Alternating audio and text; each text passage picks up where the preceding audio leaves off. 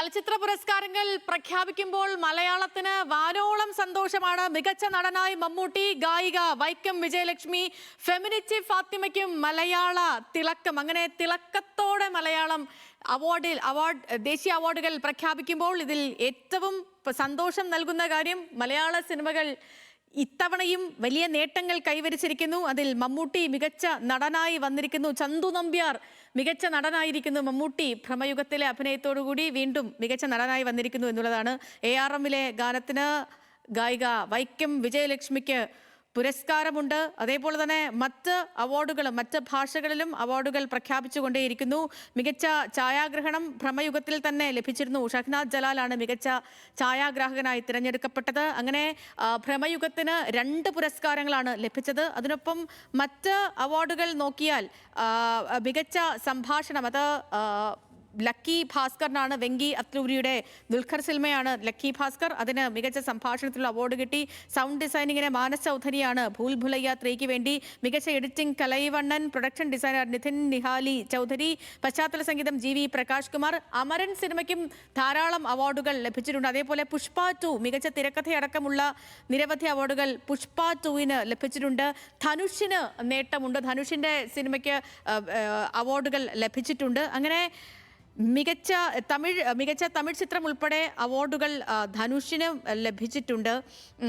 ഏറ്റവും സന്തോഷം മലയാളികളെ സംബന്ധിച്ചിടത്തോളം മമ്മൂട്ടിക്ക് പുരസ്കാരം ലഭിച്ചു. മമ്മൂട്ടിക്ക് മാത്രമല്ല, മലയാള സിനിമകൾ 72ാമത് ദേശീയ ചലച്ചിത്ര പുരസ്കാരത്തിൽ തിളങ്ങുന്നു എന്നുള്ളതാണ്. മികച്ച ഗായിക വൈക്കം വിജയലക്ഷ്മി തിരഞ്ഞെടുക്കപ്പെട്ടു. അജയന്റെ 2ാം മോഷണം എന്ന ചിത്രത്തിലെ അങ്ങുവാനക്കോണിൽ എന്ന ഗാനത്തിനാണ് വൈക്കം ജയലക്ഷ്മിക്ക് മികച്ച ഗായികയ്ക്കുള്ള പുരസ്കാരം ലഭിച്ചത്. ഛായാഗ്രാഹണത്തിനുള്ള പുരസ്കാരം ഭ്രമയുഗത്തിലൂടെ ഷഹ്നാദ് ജലാൽ നേടി. മികച്ച നടനുള്ള പ്രത്യേക പരാമർശം ധനുഷിന് ലഭിച്ചു. ക്യാപ്റ്റൻ മില്ലർ എന്ന ചിത്രത്തിലെ പ്രകടനത്തിനാണ് പ്രത്യേക പരാമർശം ലഭിച്ചത്. മികച്ച മലയാള സിനിമയായി തിരഞ്ഞെടുക്കപ്പെട്ടത് ഫെമിനിറ്റി ഫാത്തിമയാണ്.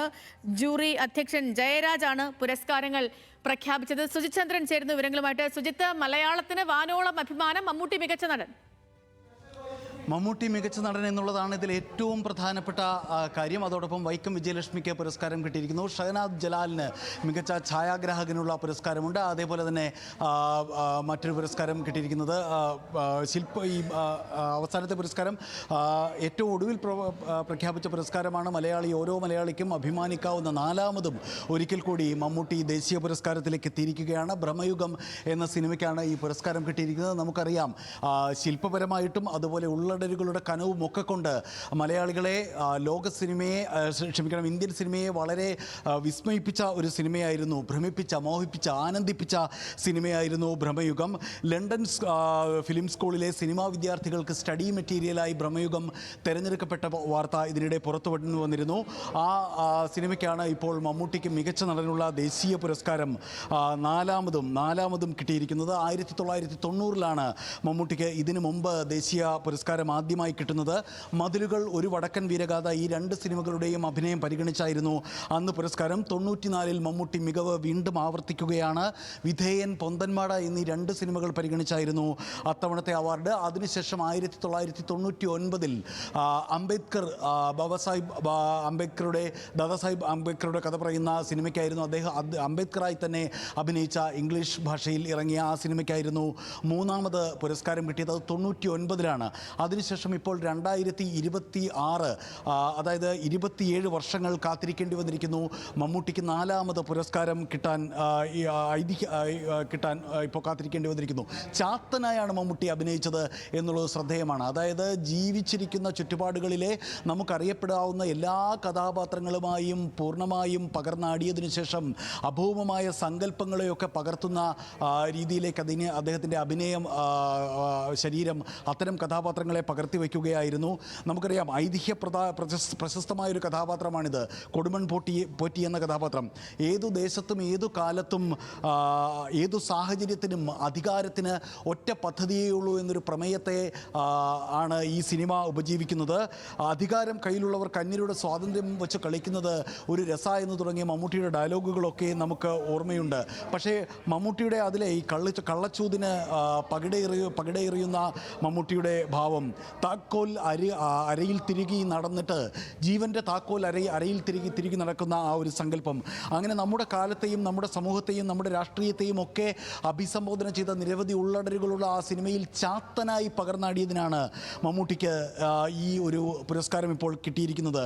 ഒരു പീഡകൻ്റെ ക്രൗര്യവും അതുപോലെ മുറിവേറ്റവൻ്റെ പകയും അധികാരത്തിൻ്റെ ആനന്ദവും ചതിയുടെ ചിരിയും നിലനിൽപ്പിൻ്റെ പേടിയും എല്ലാം തോൽവിമണത്തവൻ്റെ കൗശലവും എല്ലാം മമ്മൂട്ടി വളരെ സട്ടിലായി അഭിനയിക്കുന്നു. അതോടൊപ്പം അതൊരു ചാത്തൻ കഥാപാത്രമായതുകൊണ്ട് തന്നെ ഒതുക്കിപ്പിടിച്ചുള്ള അഭിനയവും തുറന്നിട്ടുള്ള അഭിനയവും ഒരേ സമയവും മനുഷ്യനും ചാത്തനുമായി പകർന്നാടുന്ന ഒരു വിസ്മയകരമായ പ്രകടനമായിരുന്നു മമ്മൂട്ടി ആ സിനിമയിൽ കാഴ്ചവെച്ചത്. ഏതായാലും മലയാളത്തിൻ്റെ മമ്മൂട്ടി, ആ മാബെരും നടികർ എന്ന് നമ്മളിപ്പോൾ വിശേഷിപ്പിക്കുന്ന മമ്മൂട്ടി, നാലാമതും ഈ പുരസ്കാരം, ദേശീയ പുരസ്കാരം കേരളത്തിലേക്ക്, മലയാളത്തിലേക്ക് കൊണ്ടുവന്നിരിക്കുന്നു എന്നുള്ളതാണ്.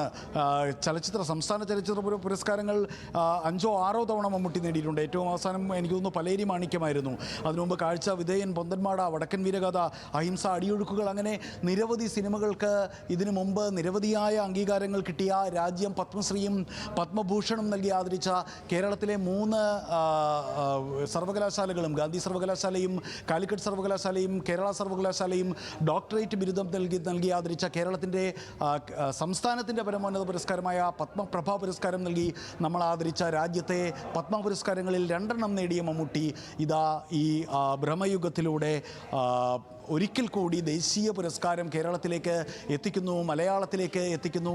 ഏറെ നീണ്ട കാത്തിരിപ്പിന് ശേഷമാണിത് വീണ്ടും മലയാളത്തിലേക്ക് വന്നത്, മമ്മൂട്ടിയിലൂടെ മലയാളത്തിലേക്ക് വന്നത് എന്നുള്ളതും ശ്രദ്ധേയമാണ്. ഏതായാലും ആകെ 4 ആക്ടർമാർ മാത്രം അഭിനയിച്ച ഒരു സിനിമയായിരുന്നു ഈ ഭ്രമയുഗം.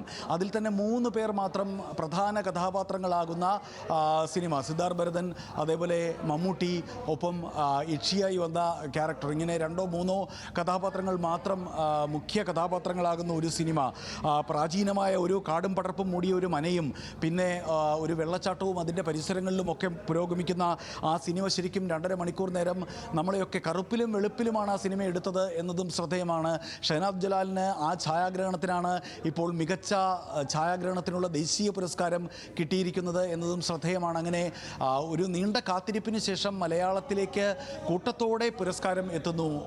ഒപ്പം മികച്ച ഗായികയ്ക്കുള്ള പുരസ്കാരം വൈക്കം വിജയലക്ഷ്മിയിലൂടെ മലയാളത്തിലേക്ക് എത്തുന്നു. ഇടക്കാലത്ത് മലയാള സിനിമയിലേക്ക് ഇപ്പോൾ